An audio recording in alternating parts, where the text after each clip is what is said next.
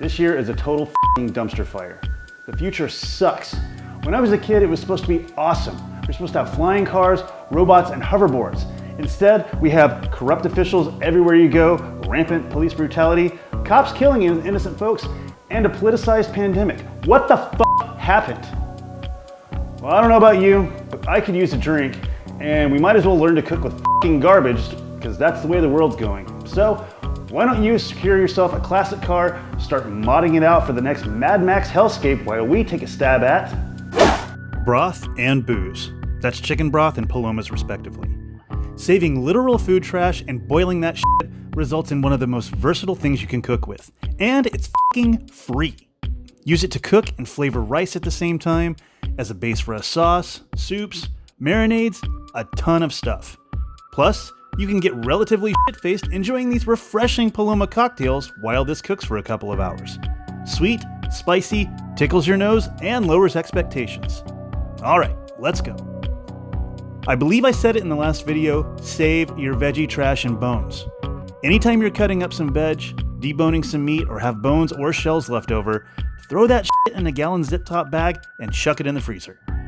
This goes for veggies, beef, seafood, poultry, just about anything. Just make sure you bag them separately, that shit would be foul. No one wants the savory broth version of a suicide soda. One thing that is common for the base of broth is the mirepoix. Now that's onion, carrot, and celery. Be a cheap f***er like me and save the ends, peels, and leafy bits when you're cooking something else. It has the same amount of flavor, and you were gonna throw it away. I can't stress this enough. It's free fixins'. When your bag is full, it's time to make some of the most awesome homemade broth ever. We had some fried chicken recently, and that topped off the chicken bag, so chicken broth is what we're gonna do. We had quite a bit in the bag, so we're gonna add some more mirepoix to the mix. Rough chop a carrot, no need to peel it. Chop the bottom and the tops of a bunch of celery, and get those little leafy dudes in the middle. You can now use all that celery for snacks, salads, whatever you want. See how this trash thing is McGee? Use some onion that you saved from the last video and repurpose that footage as well, you lazy f***er. Now, dump all your saved bones and veg bits in a pot, toss your chopped carrot on, and realize you have a metric ton of ingredients, and save the celery bits you chopped for another day. I swear I cook better than this when the camera isn't on. Cover with H2O and set it aside.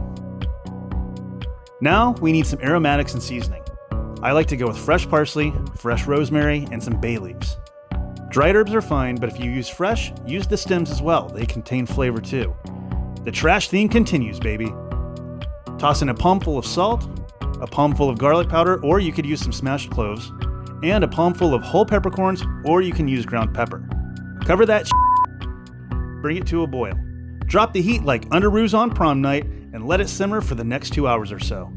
Now, since we've shirked almost all responsibility for this dish, let's make a f***ing drink. First, cut some lime wedges and slice a small notch in the center of each wedge. Now, toss a good amount of sugar and chili powder together on a small plate or in a bowl. Run a lime wedge along the rim of the glass and dip that into that chili sugar mix. Toss in some ice, a shot of tequila, we used silver, a shot and a half of grapefruit juice, we used ruby red for flavor and color, and top off with some cold-ass ginger beer. Not ginger ale, ginger beer. Spicier and way more delicious.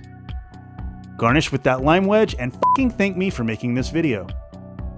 After 2 hours or so, or after you remember you're still making f***ing chicken stock after having many tasty palomas, strain into a large vessel using a sturdy sieve or a strainer of your choice.